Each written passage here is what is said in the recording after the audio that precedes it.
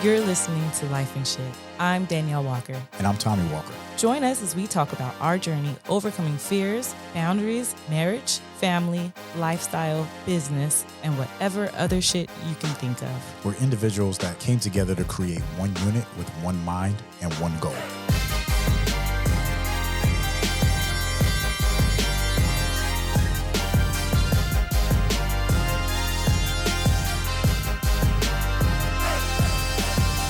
What's up, baby? What's up? How you feeling? I am feeling amazing. Yeah. Yes. All right. How you feeling? Looking like you just stepped out of 1987. You always got jokes. You always got jokes. You look good. Oh, is that what that means? Yeah, Because you it didn't look sound like Yeah, it. no, you look good. You look Well, good. thank you. I do always have jokes. Though. I grew up in the era where everybody got roasted. So. And you know what's so funny is like before we got together, we used to have fun roasting. You know what I mean? And then once we got married, I got a little sensitive. Offended. Yeah. Yes, All it's offended. true. It's true. Not offended. I said sensitive. See, look, I got offended then. But no, I mean, I'm being honest. But no. I did. I got. Maybe not even not offended, but maybe a little like. Wait a minute, like just sensitive, Why are you always self-conscious. talking about me? Yeah, like, yeah. I took it different, but then I mean, it's after time we realized like that's just the way you are, you know. Facts, 1000%. But you know, it's all in good fun. So back in the days when we met, what you were young, 20, I was 23 years old 23. when we first got together. Yeah. So, what would you have told yourself 3 years before that? My 20-something-year-old self. Shit. I feel like we can do this show over and over again. Let me adjust my chair. In case y'all was wondering, today's show's about what would you ask yourself, or tell yourself rather, or let yourself know about if when you're 20 years old. Like you can go back and talk to your 20-year-old self. What would you say? Yeah. So first I want to pay homage because this show is dedicated to Uncle Charlie, and Uncle Charlie used to always tell us whenever me and him had a conversation, he would say, if I could tell myself what I know now, I would make so many different decisions. Yes. Like, every time I seen Uncle Charlie, he would say that, right? Yes, and I thank you for saying that. In exact parallel, I just lost my uncle Curtis, and he is the opposite of my Uncle Charlie. So it's like sealing the deal. Yeah. So what I would tell my 20-year-old self, 20-something-year-old self, there's a lot of different things, honestly. It wouldn't be one thing. It'd be a few different things, and one of them would be don't be scared. Like don't because I was in the military in my 20s, right? So when I joined the military, I was 17 years old. So at the age of 17 in 1999, 2 years later. Literally 2 years later, 9/11 happened. So I was 19 years old when 9/11 happened. And then in 2002, so when I was 20, I was on my way to the other side. So I don't need like that right there in itself is something completely different, right? Makes sense. Yeah. So a lot of things I would tell myself is don't be scared, man. Yeah. Because like, look at what happened to you when you was 19, 20 years old. You had to go to the war and be a part of something that you had no choice in. So are you saying you were scared then? So I was scared from goddamn the time I was born. Yeah. but when at 20 you were scared. But at 20 I was and even more scared. you would go back and tell yourself don't be scared. Don't be so scared because But you did so much even at 20, like, you know what I mean? Like I don't know if you were scared. Yeah, the part of the fear was the self-sabotage or self, when your fear of success and fear of everything else, right? You were scared of You that. just wanted to stay in that lane. Yeah. It was like as soon as I seen too much happening all at once, it was like, oh, let me fall back. You know what I mean? So it was like, no, fuck falling back. Yeah. Just keep going. Yeah. So if you would have done more, then yeah, that's pretty dope too. I know one thing that I would have tell myself is to stop caring about what other people think. And I feel that younger, like when I was the like 11-year-old to like 14-year-old Daneyel didn't care about what other people thought. It was once I became a teenager, because like, you know, and I've told the story on the podcast before, and I did a rap, right, in middle school, in front of people I did not know at all, right? And side note, we have a open mic coming to our cafe, and I'm gonna do a piece, right? And I'm saying it now because I'm gonna do it, damn it. And it's the same. Yeah, it's the same as when I was a kid, right? So this is like saying it to my 20-year-old self, and then saying it now to my over 20-year-old self. 20-plus-year-old self. And stop fucking caring about what people think, you know? You get caught up in your head, and I tell you a lot of times, like I'll go, and then all of a sudden I'll look around at people, you know what I mean? And then their expressions or whatever they're saying. So my thing is, I'm gonna close my eyes, and I'm just gonna do what I do. And that's it. I'm gonna stop caring about what people think. And if I was able to tell my 20-year-old self that, then I know I'd be a lot further. Okay. So now both of us, because we have a blended family, you know, for those that don't know, and blended family means when Daneyel and I first got together, she had two kids, I had two kids, or I had one and one on the way, and I was married in my 20s, my early 20s. I would tell my 20-year-old self, don't fucking get married, homie. Right? That's deep. Yeah, you don't know what you don't know. And at 20 years old, now granted, going back to tradition and society, I was following the trajectory of what society had taught me in those days. But you look at kids nowadays, they have zero desire. Like when I talk to a 20-year-old now, which is half of our team, right? Seriously. like more than Both half sides, of our team. Definitely. Yeah, more than half of our team is in their 20s. Yeah. And these kids have zero desire of getting married or even having kids. Yes, this is true. So I think that was now granted, I'm glad I had kids early because now I have the energy for them at where they are. Yeah, that's the caveat, you know what I mean? It's like, as you sit here saying this, I say to myself, like, I would tell your 20-year-old self, fucking yes, have that marriage, because I need you to get that flat pancake out the way. I need you to burn the shit out that pancake. I need you to go through that. I need you to experience that. Yeah. I need you to crash and fucking burn through that. You know what I mean? And then on the flip side, I need the Tommy Walker that came through that. You know what I mean? So but I accept as well you saying that you didn't want to go through it. But you give me a time machine, goddammit. I'll hop in that motherfucking heartbeat. I would tell myself to create boundaries. Because that's the thing that at 20 years old you don't really understand, right? At 20 years old, I was the sole provider for my brothers and sisters. I took on a lot, right? And then I also had children of my own. With that, I help people all over, and I just didn't create any kind of boundaries, like emotional boundaries, physical boundaries, you know what I mean? Like just allowing people to stay out of your space, you know? Everybody had an opinion or everybody had space in my life, in my mind. That makes sense to what you said about the fear of, you know, what people thought. Yeah. So is obviously what people thought, and that makes sense of the boundary. So that makes a lot of sense. Yep.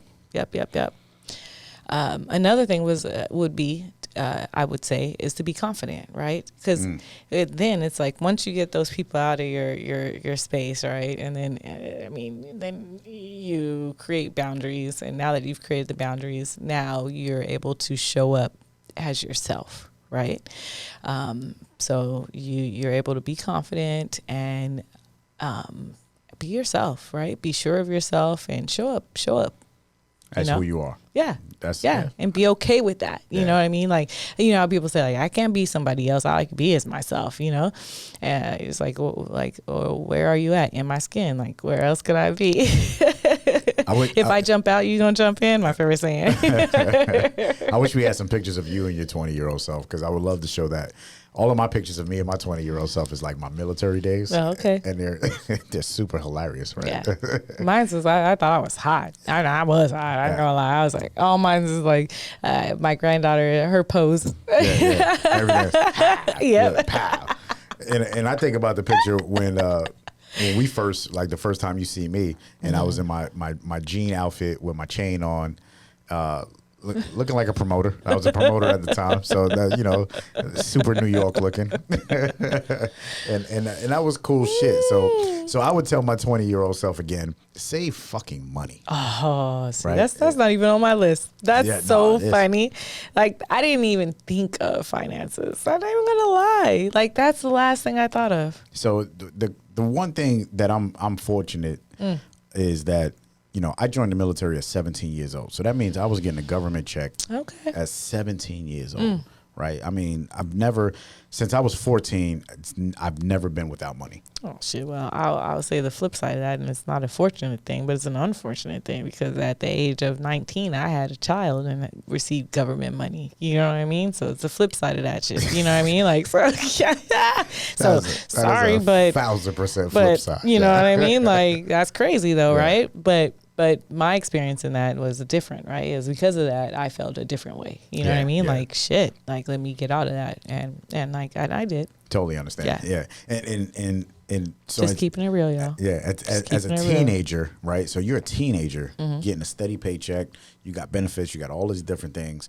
And of course, you know, I didn't know anything about balancing checkbooks and taking care of a household. None of that stuff. Yeah. All I knew was, I got this money. I'm gonna save a little bit, but I'm gonna go and get whatever I want. So 1,000%. I bought my first car at 18 years old. My car note was $300 and something. My interest rate was like 17%. Like shit, just like that. Like, so when I tell my 20-year-old stuff is like, yo, understand the value of interest, money, and not even really just about saving money, but just being smart with it. Yeah. Definitely. You know what I mean? Just being smart with money. That's what I would say. Because just putting it in a bank account don't mean shit. Nope. But be smart, man. Yeah, but if I would have done with my money what I'm doing today, then oh my goodness, man. And see me, I bought my first car at 19, but I wasn't with the car notes. You know what I mean? So I bought everything cash. Oh, so you had a little beater. No. My car was not a beater. What? Oh, yeah. Oh, no. I had very nice cars. They turned into beaters because I didn't know how to drive. How much but that's you pay different. I want to say my first car, and I can't even remember what the name of it. It was super fancy, though. It was a super fancy car. I was not into cars, you guys. I promise you. Gosh, I wish I could send a lifeline out to ask the guy who I bought it from, because I still got him on Facebook, and he'd be like, "Girl, you don't know what kind of car that was? It was a nice car, okay?" And I want to say I got it maybe for $3,000, and this is when I was It was a beater. This is when I was like 19 or something. And then my next car, no, this is when I was 18. And then my next car was a Volvo, and my Volvo was it was a nice Volvo. The first car, I don't know why, I can't remember, but I had the rims. It had all the bells and whistles on it, right? Okay. But yeah, I was fancy. Yeah. Spinner rims or? No. They were just, I didn't know about rims, but apparently people told me, you got really nice rims. Yeah, like there wasn't hubcaps. Yeah, no, yeah.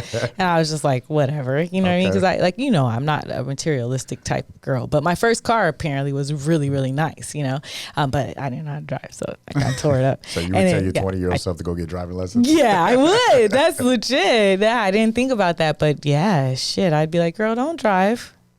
Learn how to drive first, right? So when my stepdad, who I couldn't stand and hated, tried to teach me how to drive, I shouldn't have been so bitter towards him, and I should have just heeded to what he was teaching me instead of just being weird. Let's be clear, because technically your stepdad is... Try to teach me how to drive. Yeah, no, but your stepdad is...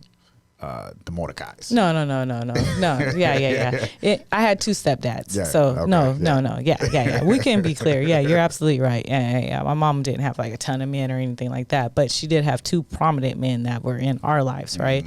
One was, yes, my brothers and sisters' father, but he was not in my life long enough to teach me how to drive, right? Yeah. So by 10, he was gone. And by the time I was, I would say 14 is when she met this other man who I'm not going to name because I did not like him. But yes, he did try to teach me how to drive, and I thank him for that. But I didn't like him so much that I didn't receive his like, teaching. fuck Yeah, this. yeah, fuck you, fuck this. And then he tried to teach me on the freeway. So that's the first thing he said. Like, let's get this out. That's the best way. That's what he said. But I mean, after that, I really didn't like him. I was just like, why would you put me on the freeway? I was literally like screaming, like, ah, like California or Indiana? It was in Indiana, which probably was better because it's like because my freeway was in New York City.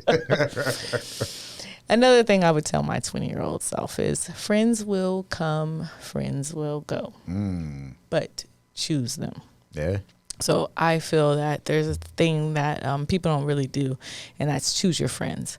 When people come to you, it's like, oh, I want to be friends with you. Okay, like no one ever wants to be friends with me. So let's be friends, you know? It's just like, oh, are we friends now? You know, I mean, especially as adults, right? Yeah. Like after 20, that's when friendships get a little sticky unless you're a part of a fraternity or a college or the military, right? Like, or, you know, something that you've kept in contact or in connection with from high school.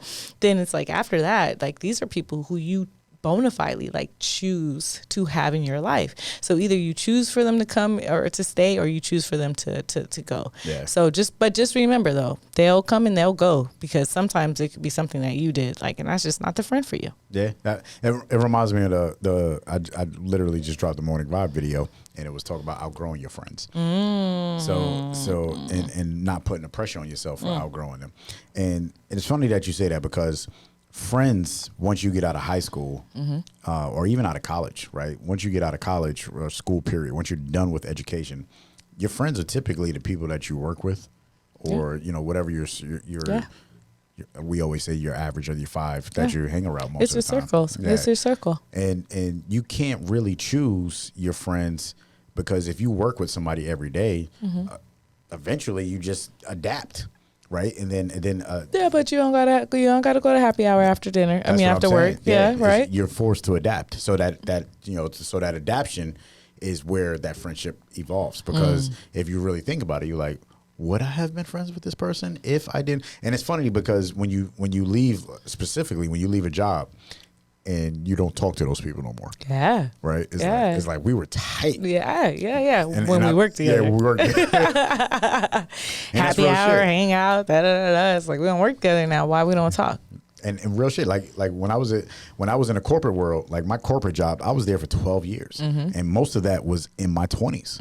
You know, so yeah, because I got hired when I was 23 years old. And from the 20s, and then I left when I was 35 is when I left that job. There was one person that I talked to on a regular basis out of all the people I hung out with. Yeah. So that makes sense. Real shit. That makes sense. You did have a lot of connections, so like your team and stuff like that. So that's pretty dope. Well, I mean, as far as like friends. Yeah. But the guys that work for me, I still talk with all of them. And I think that's dope. Yeah. So for me, I think I would go back to take advantage of opportunities in my 20s. There was a lot of opportunities. That goes back to not being afraid. Yeah.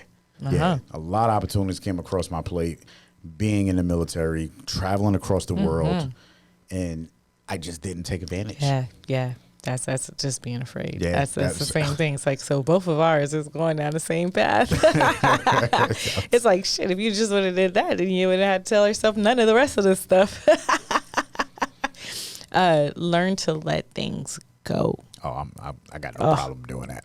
Yeah, I know. You're good at that. I forget most of my 20s you forget because people of that. and things. Like, nah, not me. Like, I got that feedback loop on replay, autopilot, like hard. You know what I mean? Like da-na-na-na-na. It's like, stop. You know, change the words. But now I've learned. You know, of course. But then, if I had to learn to let things go, you know, it's like why are you stressing off of a relationship, you know, when there's so much more. So that's great. And as we go, I would tell my 20-year-old self, this is what you look like at 40, 41 to be specific. So in your 20s, back to what you're saying, the confidence and things like that. Like when you're young, I'm like, if you're young and you're listening to this, and I say young, I'm talking about in a sense of age and experience, right? So experience, you don't know what you don't know. So when you go through it, you're like, huh, that wasn't that bad.